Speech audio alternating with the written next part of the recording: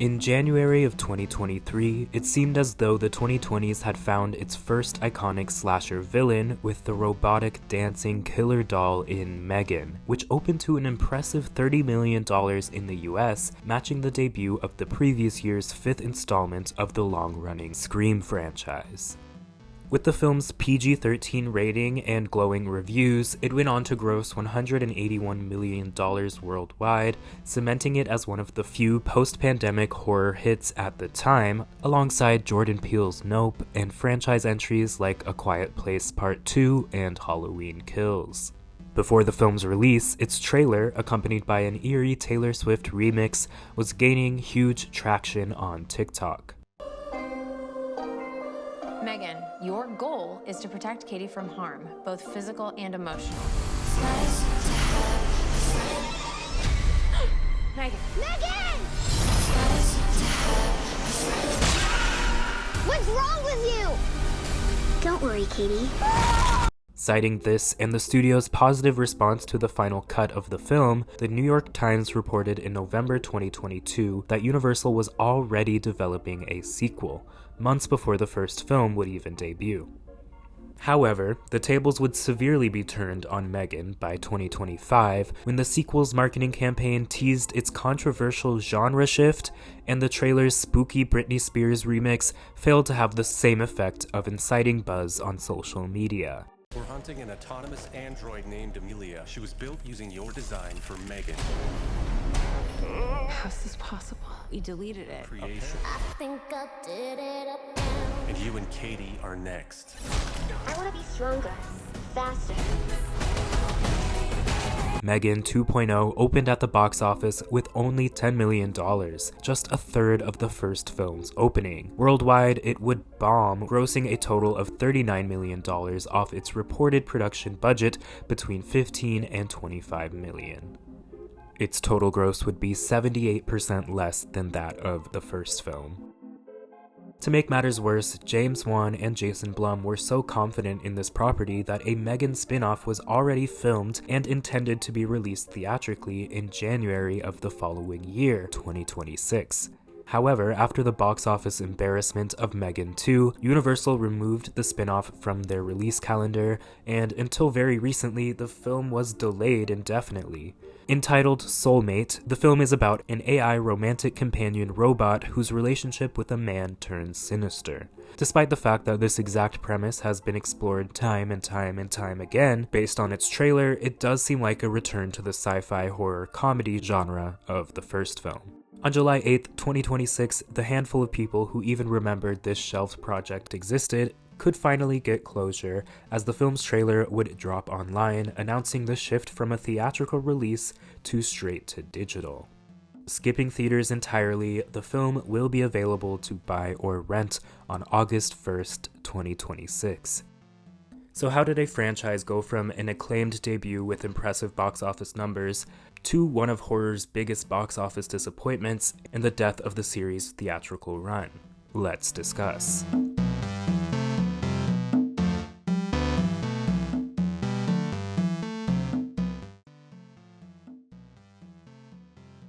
Conceptualized by James Wan and the folks at Atomic Monster as a commentary on the over-reliance of technology in parenting, its script was completed in 2018, penned by Akilah Cooper, who at the time had recently wrote Hellfest and served as a writer and producer on The 100 and American Horror Story Roanoke. James Wan, the horror titan who helped launch not only the Saw franchise, but also the Conjuring and Insidious universes as well. I get accused of being the master of killer doll movies. In those doll films, my dolls don't actually get up and kill anyone. They're usually just vessels for demonic entities. And so I said, well, if people are gonna think of me as a killer doll filmmaker, let's actually do one. And hence the concept of M3GAN was born. James Wan would be reunited with Jason Blum after the pair worked together on Insidious. The pair told The Hollywood Reporter that New Zealand director Gerard Johnstone would direct the project, as his debut film, Housebound, had a horror comedy mix that they were aiming for in M3GAN, and the production was aiming to film in fall of 2018. Not much is known about what happened to that original production start date, but it would be pushed back significantly and then delayed even further by the onset of the pandemic. But principal photography would finally commence in June 2021 in Auckland, New Zealand, on a budget of $12 million. The film would cast Alison Williams, reuniting her with Blumhouse after Get Out, as the robotic scientist Gemma, and her orphaned niece Katie would be played by Violet McGraw, a child actor with previous roles in The Haunting of Hill House and the MCU. I'm terrified. To bring the titular robot doll to life, a mix of animatronics, puppetry, and a child performer, Amy Donald, with movement coaching, was used for the stunt-heavy sequences as well as those killer dance moves. I didn't come here to get into a confrontation. It all gives the impression that it's the same doll, but there's so many different puppets that are required to do all of those actions. There's the challenge of designing all the different doll parts where we can do all the different scenes. I have a new primary user now. Me. It takes 3 people to puppeteer her with the radios. This radio, what you have is your brows. This radio, her eyes can move left and right, up and down. And we have like a sort of fast blinking motion. And then on this radio, this is like the jaw and the lips. So like you can make her look angry. We're practicing the scene where me and Gemma fight. We made a replica of the whole room out of cardboard boxes. Go. Then we had pool noodles as the tools. Ouch. While shooting the film, they had no intention of trying to keep the rating down to PG-13. However, once the film was assembled, they found it to be just barely pushing the limits into rated R territory, and a decision was made to reshoot a couple of scenes in order to secure the film's PG-13 rating, as PG-13 horror films have had a history of making bank at the box office thanks to younger audiences being allowed in, with recent examples like A Quiet Place, Get Out, or the previous Blumhouse Atomic Monster Endeavor Insidious. However, in more recent years, an R rating is definitely less of a barrier for box office success. Just look at David Gordon Green's Halloween, last year's Sinners and Weapons, and even this year's breakout hits Obsession and Backrooms were all rated R and are breaking records. M3GAN would make her public debut with a teaser poster at 2022's CinemaCon, featuring the doll as the focal point with Katie out of focus in the foreground. That October, the trailer would debut and capture the attention of horror fans and the wider internet thanks to the inclusion of shots of M3GAN's dancing while pursuing her prey and the aforementioned Taylor Swift remix. The film star and executive producer Alison Williams told THR that there were concerns that including the dancing in the trailer would give too much away. And boy, the forces of marketing at Universal were right to keep it in the trailer because it just helped, honestly. I truly wonder how much of a difference the box office story would have been without that initial virality on social media. But beyond social media, it was also just a really great trailer, perfectly selling the tone and the star of the movie, its uncanny, evil, dancing doll, so I think M3GAN would have materialized as a hit regardless. When M3GAN was released, I was pleasantly surprised that the silly, campy slasher tone advertised in the trailers was present throughout the film, and the film's central performances of Gemma and Katie were great. The mix of practical ways M3GAN was brought to life also gave the film so much personality and creepiness, making it the perfect movie for some kids to get terrified of after sneaking it on during a sleepover, thus making them horror fans forever. Many such cases. Off of its $12 million budget, it would gross $181 million worldwide, earning an estimated profit of $78 million when all was said and done, according to estimates by Deadline. After the first couple of weeks of M3GAN's box office run secured it as an undeniable hit, M3GAN 2.0 would officially be announced on January 18th, 2023, aiming for a release in January 2025. Akilah Cooper was said to be returning to pen the sequel script, with Allison Williams and Violet McGraw set to reprise their roles as Gemma and Katie, with Williams also being upgraded from an EP to producer alongside Jason Blum and James Wan. However, when the final credits came a-rolling, Akilah Cooper would be credited for developing the story alongside director Gerard Johnstone, while the screenplay credit went solely to Johnstone. Also worth noting, in 2024, Blumhouse and Atomic Monster officially merged, making Atomic Monster a division of Blumhouse from that point forward. That deal was in the works since around or before M3GAN's inception. While the first M3GAN film was thought of as a critique on the over-reliance on technology, particularly when raising children, the second film was conceptualized with a almost competing thought. Due to the rise of generative AI assistants at the time, director and writer of 2.0, Gerard Johnstone, wanted to have a more optimistic approach on AI being shoved down society's throats. And the interesting thing happened around about the time M3GAN came out, and we were thinking about the next story, ChatGPT came out, and everyone was faced with this reality that AI is not going anywhere.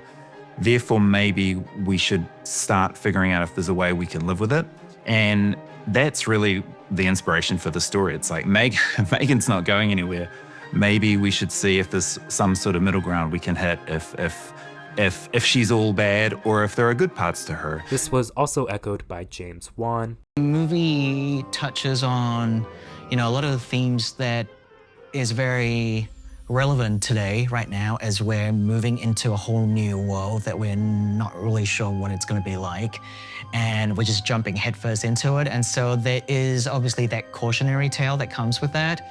But I also think the movie also speaks about how technology, though scary, can also help us as well. If you know me, you know I hate generative AI and the sentiment that it is inevitable. It is not. We all functioned without it perfectly fine, and I have been able to avoid using it while its creators claim we should just accept it, as they are the ones lobbying politicians to let them build noisy, water and energy-consuming hyperscale data centers in ecologically vulnerable places and near neighborhoods. The rate at which these facilities have been popping up over the years since Trump has been in office is no coincidence. Just look at who is standing behind him during his second inauguration. These are the very people who are trying to sell you on the idea that AI is just inevitable, so you might as well just download ChatGPT and use it to replace your brain for your everyday tasks. But that's exactly what it is, a selling point, because they've sunk billions of dollars into a technology that's not ready and is far from profitable. If you've been resisting generative AI, stay in line, and if you've been sold on the lie that it's inevitable, I implore you to start relying on your brain and critical thinking skills again and pay attention to what data centers are threatening your community. Stay informed.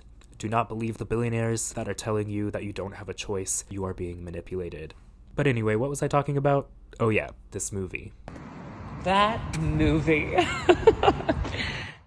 Principal photography for M3GAN 2.0 commenced on July 15, 2024, with the production returning to Auckland, New Zealand. Months before that, though, the film's release date was shifted from its original January 2025 release date to May 16th. It would again be shifted further into the future, landing on its final release date of June 27, 2025. Again, a mix of upgraded animatronics, puppetry, and performer Amy Donald were used to bring M3GAN to life. Additionally, a large focus of the film is a new character named Amelia, an AI robot designed to help the US military assassinate their targets. If this seems completely out of left field and way too real for the original film's campy vibe, that's how I felt too. But it is worth noting that this concept, while not unfamiliar in science fiction, was still fiction as far as we knew it only a year ago. But since then, the US military has been literally using artificial intelligence in warfare, using Palantir technology powered by Anthropic's generative AI language model Claude. According to the Washington Post, this technology was used to identify and prioritize potential targets and location coordinates. during the United States' current war in Iran, which has taken thousands of lives and destroyed countless others, to know that this senseless destruction is even partially aided by the same soulless technology that is helping your uncle write a painful-to-read and generic email is truly sickening. So as misguided as this film is, it was unfortunately on the money when it comes to how quickly the government will utilize this technology to spy on and or murder people. As you can tell, M3GAN 2.0 abandons the slasher genre completely. It is an action thriller, more like the Terminator with lip gloss than a glammed out robot Chucky. If you haven't seen this film, I don't blame you, but let me treat you to the opening 10 seconds of the film.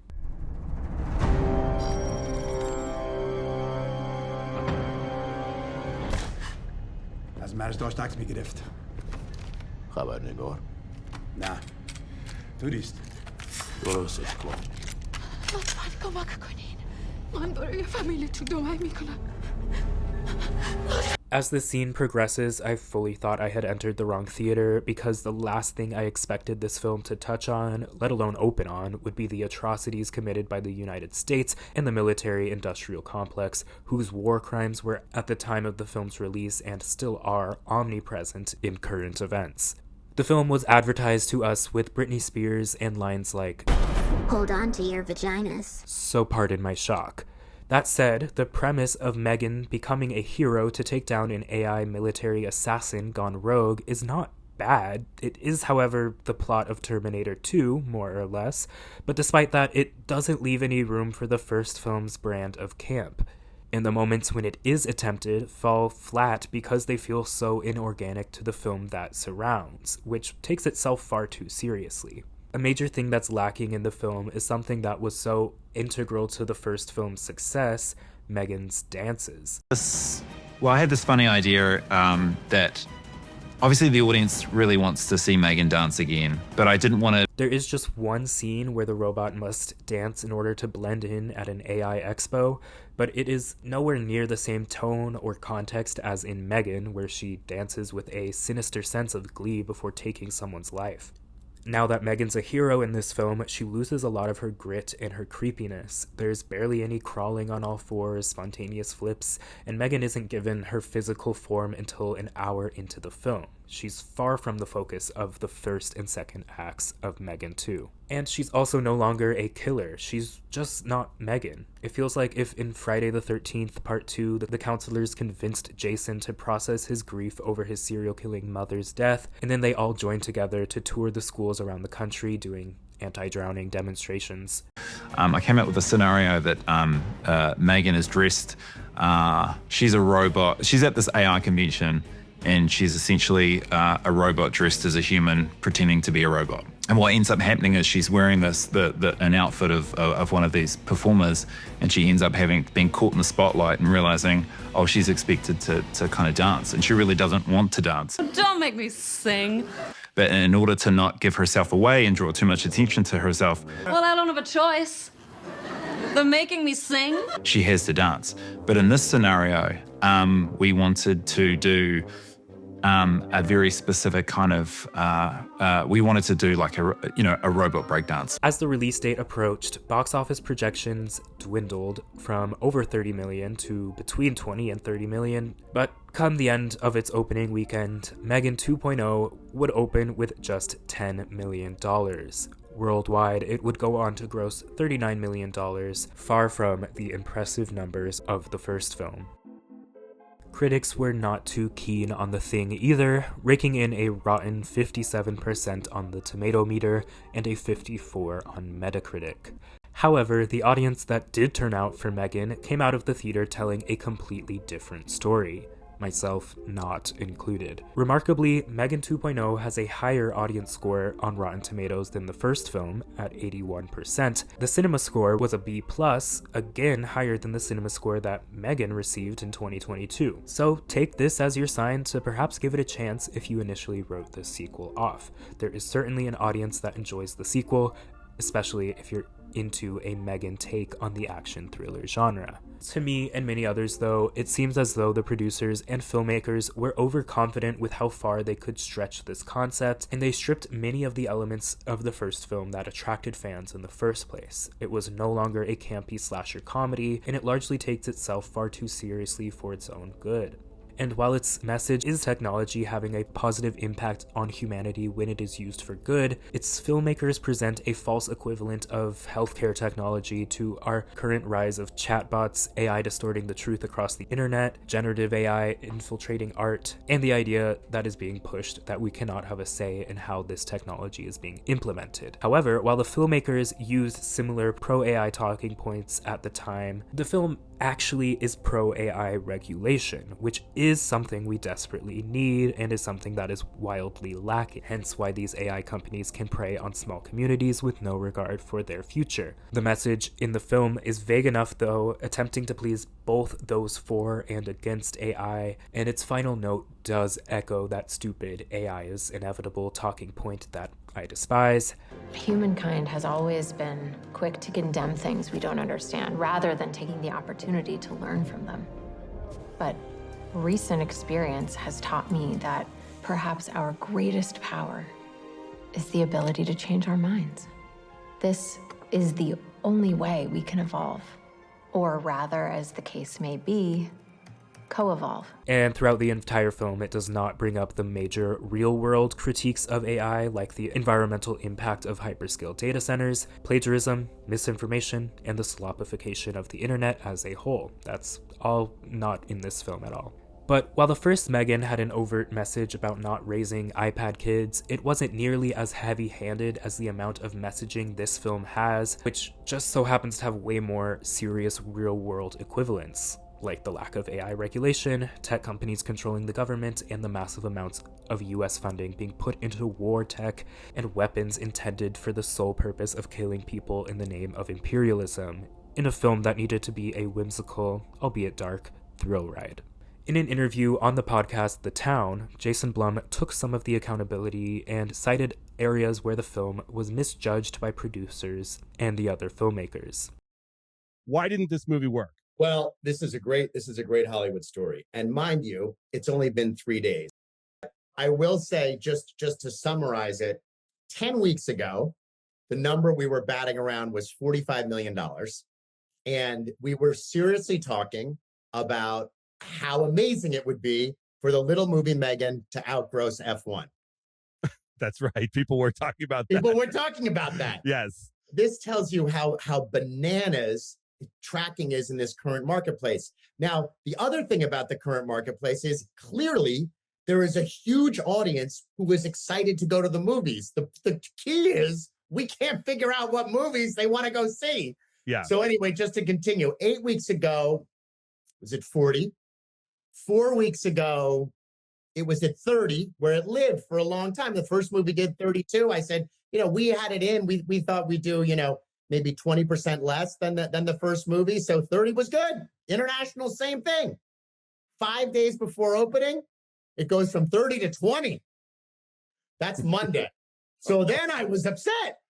So then Monday, Tuesday, Wednesday, Thursday.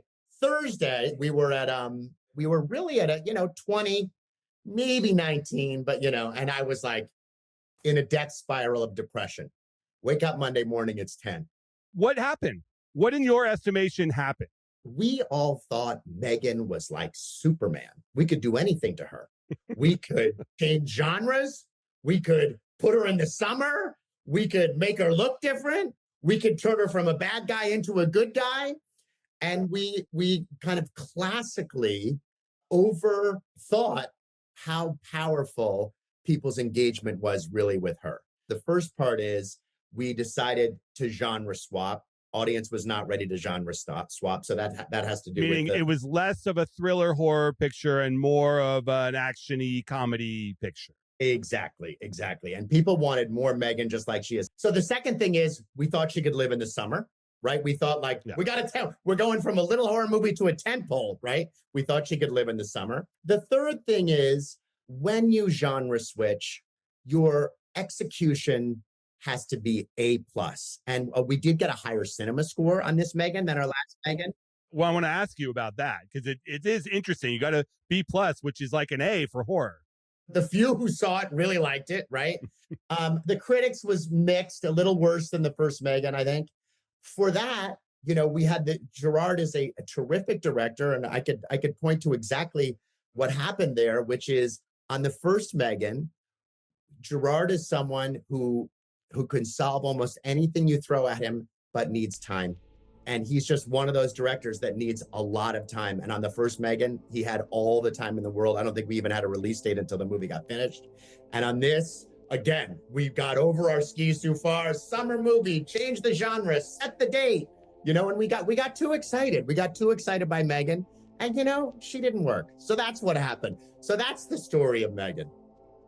An article in THR attempted to throw director Gerard Johnstone under the bus, though, with an insider claiming this was not the sequel audiences wanted, it was the movie the director wanted. Thanks to the low-budgeted nature of horror, which still was the major model of Blumhouse and Atomic Monster, those companies were able to bounce back from this easily and are currently having a stellar year as they're able to claim the two biggest original horrors of 2026 so far. However, a year after M3GAN 2.0's disappointment, no further M3GAN projects have been announced. And as for that spin-off that filmed in 2024,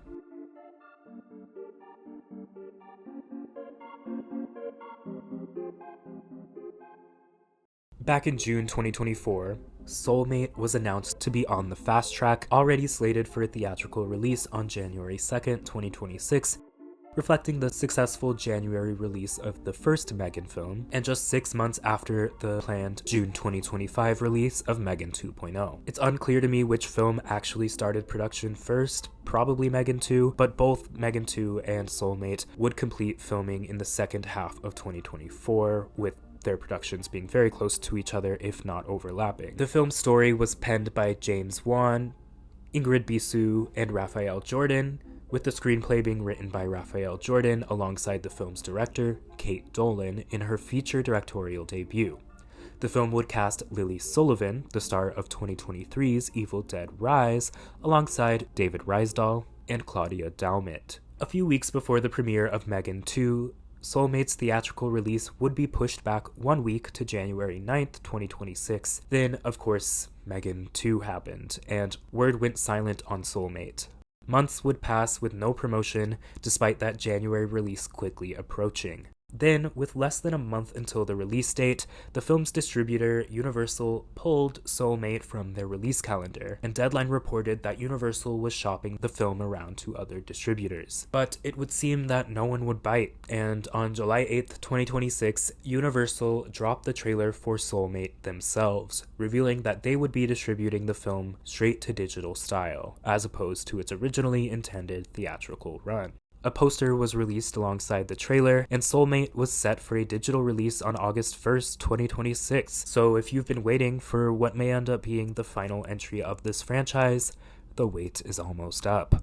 That said, people like Gerard Johnstone, Allison Williams, James Wan, and Jason Blum clearly have a ton of passion about the property and have dreamt far and wide about the possibility of this world and its characters, so who knows, we may end up seeing M3GAN get her revenge on the box office once more. At the end of the day, the first M3GAN was a small-budgeted hit during the early years of rebuilding the box office post-pandemic, and the creatives jumped the shark with the decision to abandon the horror genre for the sequel, while also putting a spin-off on the fast track before seeing how that turned out. What followed was a disingenuous and confusing marketing campaign that created very little hype for M3GAN 2.0, and unfortunately the box office returns for the sequel were the death knell for the theatrical release of Soulmate and the franchise as a whole for the foreseeable future. Let me know what you think of this film series. Were you one of M3GAN 2.0's supporters? Definitely let me know why in the comments below. And also, if it's past August 1st by the time you see this video, what did you think of Soulmate? Was a potentially decent film taken down in the process of M3GAN 2's disappointment? Keep the conversation going. Thank you for watching, and I will see you next time.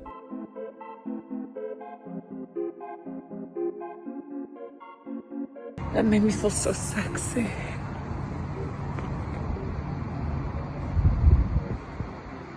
Cineworld. Cinema magic. So turn your phone off and get lost in the movie, asshole.